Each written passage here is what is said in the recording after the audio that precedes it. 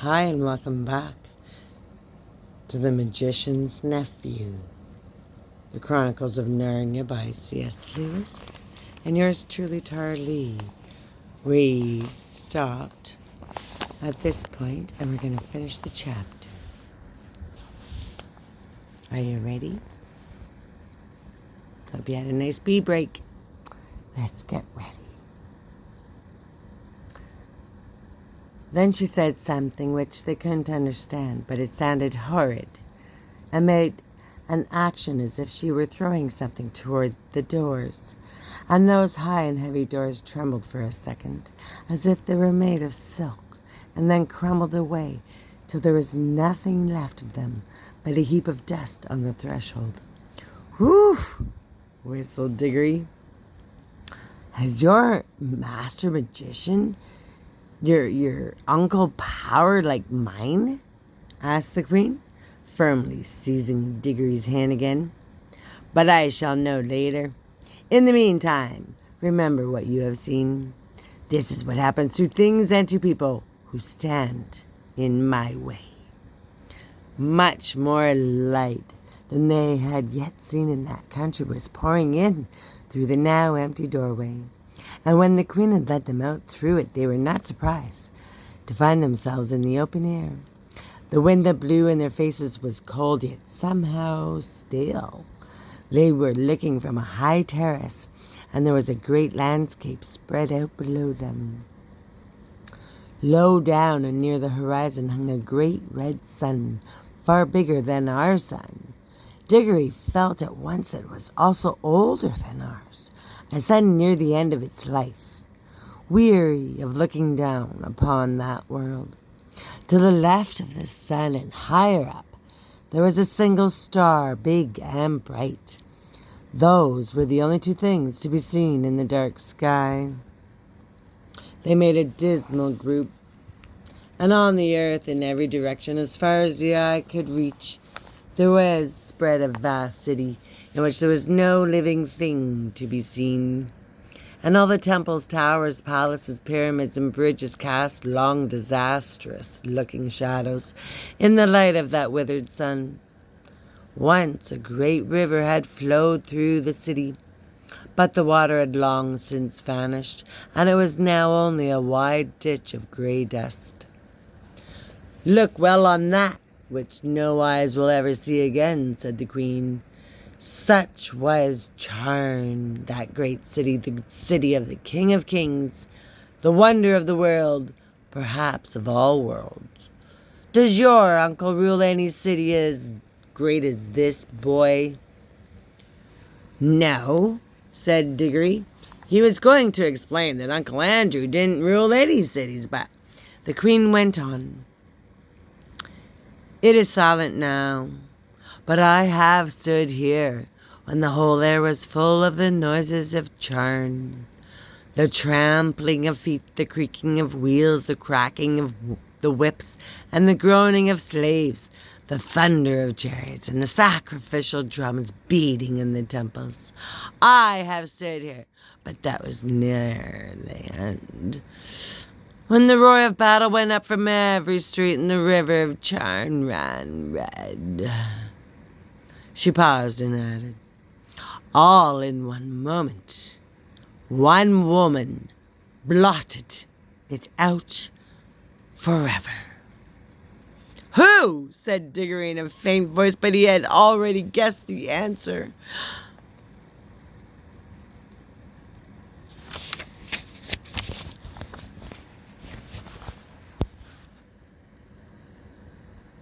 "I," said the Queen. "I, Jadis, the last queen, but the Queen of the world." The two children stood silent, shivering in the cold wind. "It was my sister's fault," said the Queen. "She drove me to it. May the curse of all the powers rest upon her forever. At any moment I was ready to make peace. Yes, and to spare her life too. If only she would yield me the throne. But she would not. Her pride has destroyed the whole world. Even after the war had begun, there was a solemn promise that neither side would use magic. But when she broke her promise, what could I do? Fool! As if she did not know that I had more magic than she. She even knew that I had the secret of the deplorable word. Did she think she was always a weakling, that I would not use it? What was it? Said Diggory. That was the secret of secrets, said the Queen Jadis. It had long been known to the great kings of our race that there is a word which, if spoken with the proper ceremonies, would destroy all living things except the one who spoke it.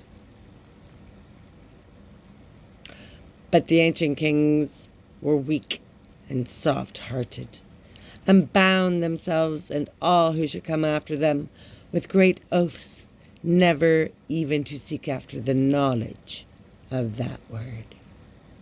But I learnt it in a secret place, and paid a terrible price to learn it. I did not use it until she forced me to it. I fought to overcome her by every other means. I poured out the blood of my armies like water. Beast! Ugh, muttered Polly. The last great battle, said the Queen, raged for 3 days here in Turn itself. For 3 days I looked down upon it from this very spot. I did not use my power till the last of my soldiers had fallen, and the accursed woman, my sister, at the head of her rebels, was halfway up those great stairs that led up from the city to the terrace. Then I waited till we were so close that we could see one another's faces. She flashed her horrible wicked eyes upon me and said, "Victory." "Yes," said I, "victory, but not yours." Then I spoke the deplorable word. A moment later I was the only living thing beneath the sun. "But the people," gasped Diggory. "What people, boy?" asked the Queen. "All the ordinary people," said Polly, "who never done you any harm, and the women and the children and the animals." "Don't you understand?" said the Queen, still speaking to Diggory. "I was the Queen. They were all my people. What else were they before but to do my will? It was rather hard luck on them all the same," said he. "I'd forgotten that you are only a common boy. How should you understand reasons of state?"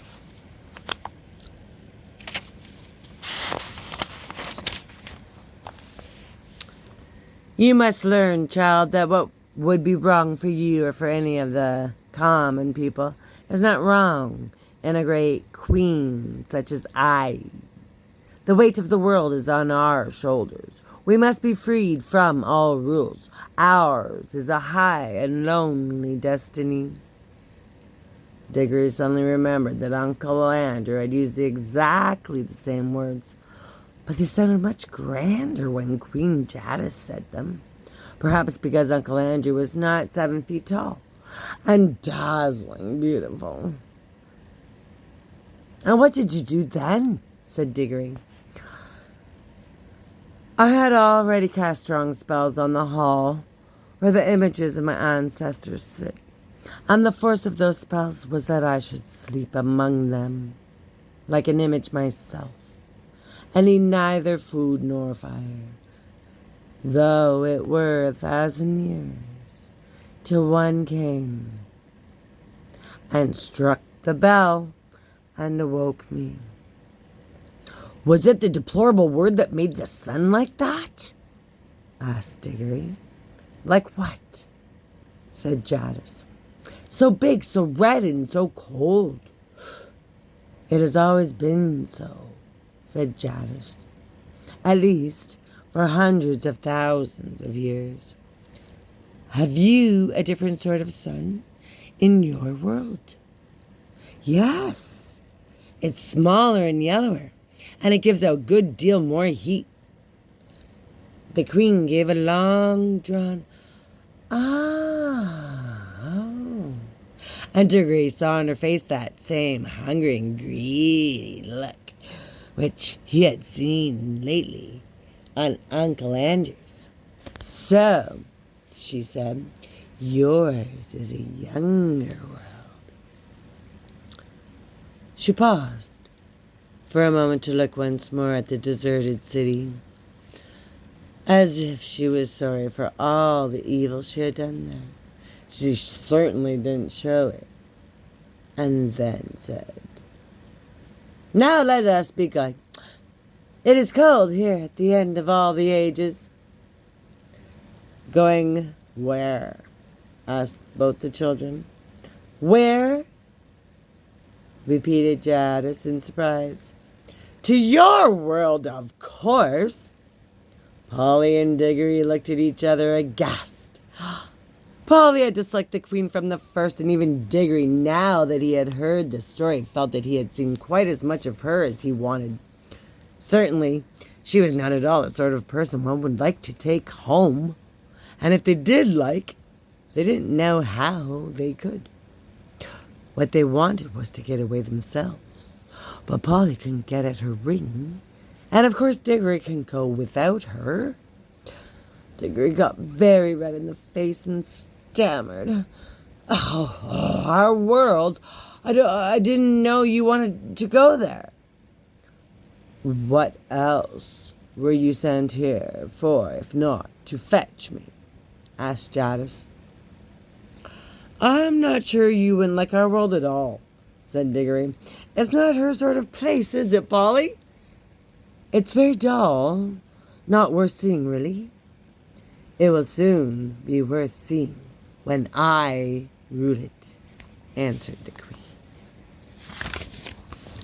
Oh, but you can't, said Diggory. It's not like that. They wouldn't let you, you know. The queen gave a contemptuous smile. Many great kings, she said, thought they could stand against the house of Charn. But they all fell, and their very names are forgotten. Foolish boy, do you think that I, with my beauty and my magic, will not have your whole world at my feet before a year has passed? Prepare your incantations and take me there at once. This is perfectly frightful, said Diggory to Polly. Perhaps you fear for this uncle of yours, said Jadis, but if he honors me duly, he shall keep his life and his throne. I am not coming to fight against him.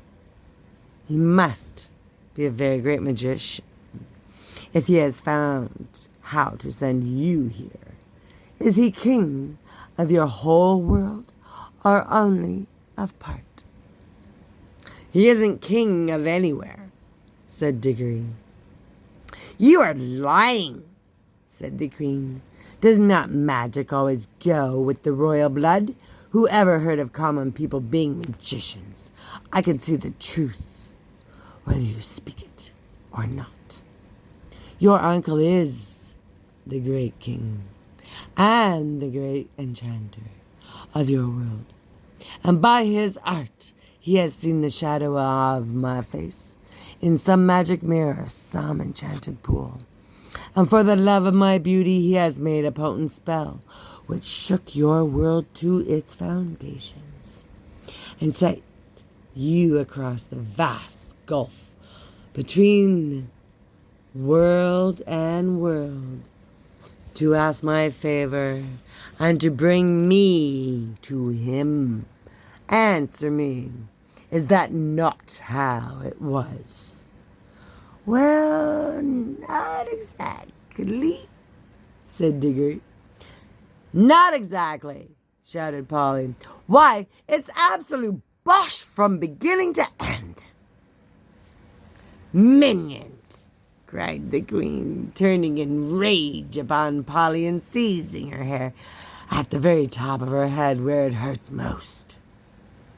But in doing so, she let go of both the children's hands. Now, shouted Diggory, and quick! Shouted Polly. They plunged their left hands into their pockets. They did not even need to put the rings on. The moment they touched them, the whole of that dreary world vanished from their eyes. They were rushing upward, and a warm green light was growing near overhead.